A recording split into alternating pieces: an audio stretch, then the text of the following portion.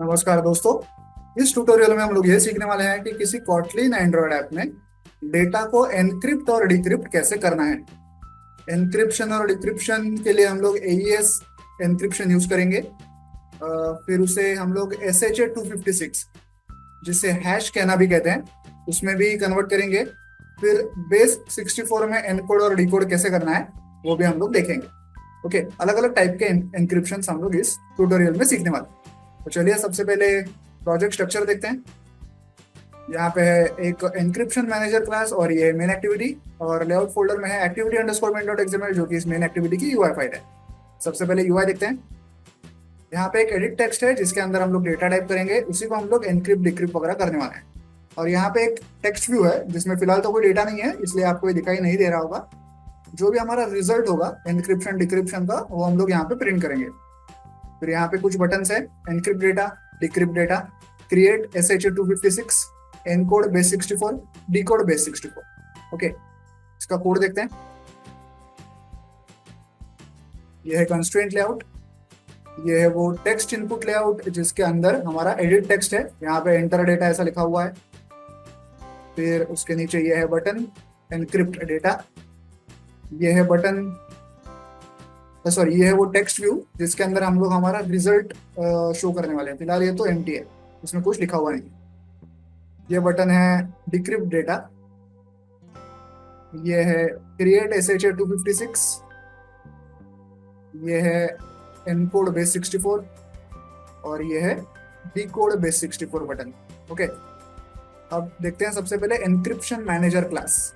यही क्लास हमें हेल्प करता है अलग अलग टाइप के एनक्रिप्शन करने के लिए। यहाँ पे इनपुट्स, यह एनक्रिप्शन मैनेजर क्लास।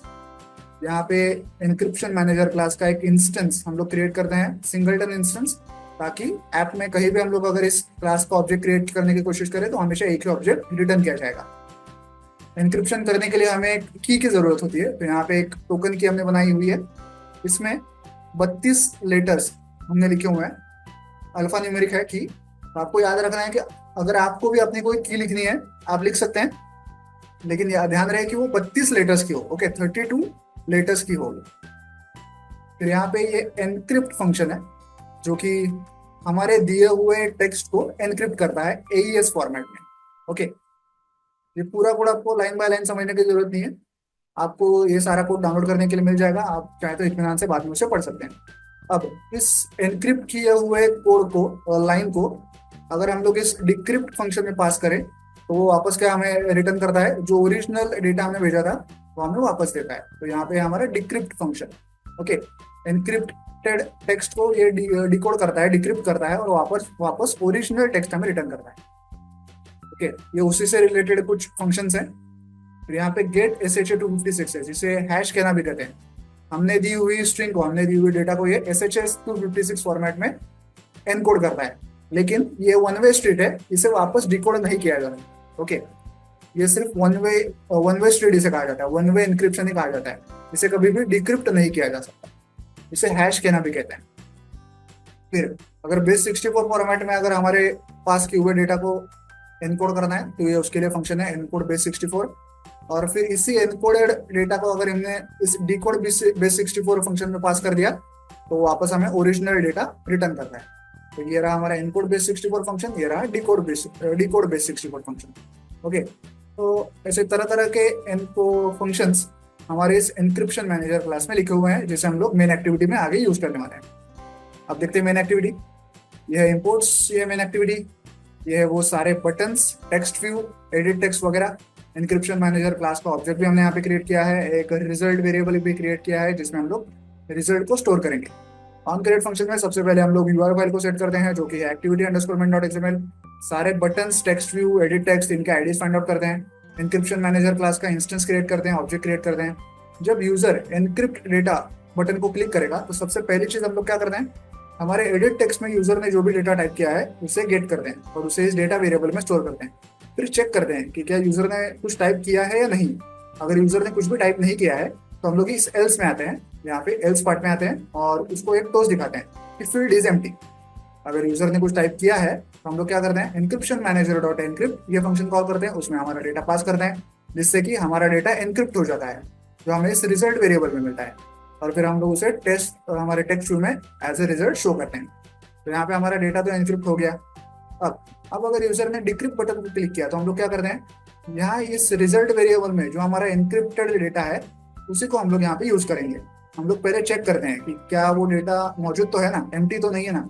एम्प्टी है इसका क्या मतलब है कि यूजर ने उस बटन को क्लिक ही नहीं किया था इस, तो ये रिजल्ट वेरिएबल जो एम्प्टी ही रह गया। तो हम लोग यहाँ पे यूजर को टॉस दिखाते हैं कि नो डेटा टू डिक्रिप्ट, कि डिक्रिप्ट करने के लिए कोई डेटा ही अवेलेबल नहीं है, तो जाओ और पहले इसे क्लिक करके आओ।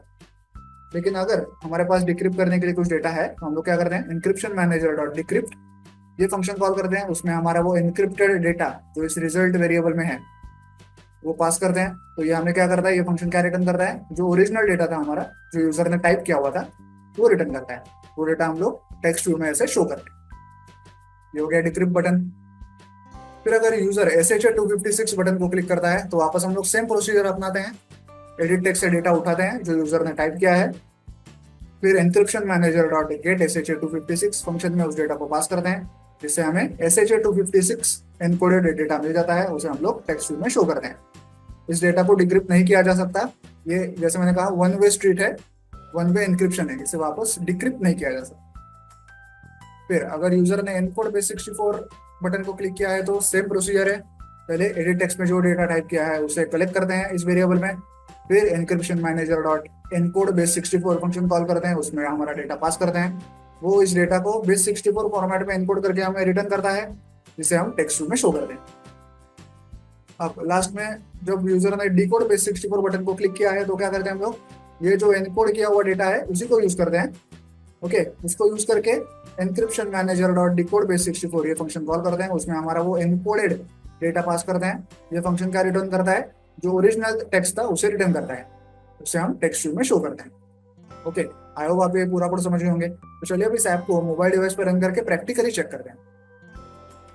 अब जो है मोबाइल डिवाइस पर रन हो चुका है। अब मैं इस एडिट टेक्स्ट में कुछ डेटा टाइप करूंगा। देखिए IT वाला ऐसा डेटा टाइप कर रहा हूँ और अब मैं एनक्रिप्ट डेटा बटन को क्लिक करूंगा।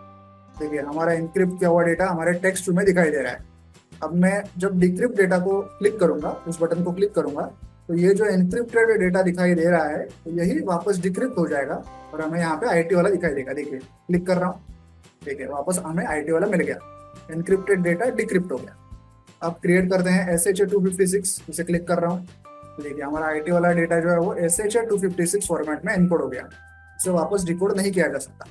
ओके, अब मैं इसे एनकोड बेस 64 कर रहा हूँ, क्लिक कर रहा हूँ, देखिए बेस 64 फॉर्मेट में ये एनकोड हो गया। अब अगर मैं डिकोड बेस 64 फॉर्मेट को क्लिक करूंगा तो यही एनकोडेड डेटा जो है उसे वापस डिकोड करके हमें IT वाला रिटर्न किया जाएगा। देखिए डिकोड को क्लिक कर रहा हूँ, डिकोड बेस 64, देखिए हमें वापस IT वाला मिल गया। तो इस प्रकार से आप किसी कॉटलिन एंड्रॉइड ऐप में एनक्रिप्शन डिक्रिप्शन डेटा का कर सकते हैं। वीडियो में दिखाए गए इस कोड को डाउनलोड करने के लिंक मैंने वीडियो के नीचे डिस्क्रिप्शन बॉक्स में दे दिया, आप चाहें तो वहां से कोड डाउनलोड कर सकते हैं। वीडियो को एंड तक देखने के लिए धन्यवाद, थैंक यू।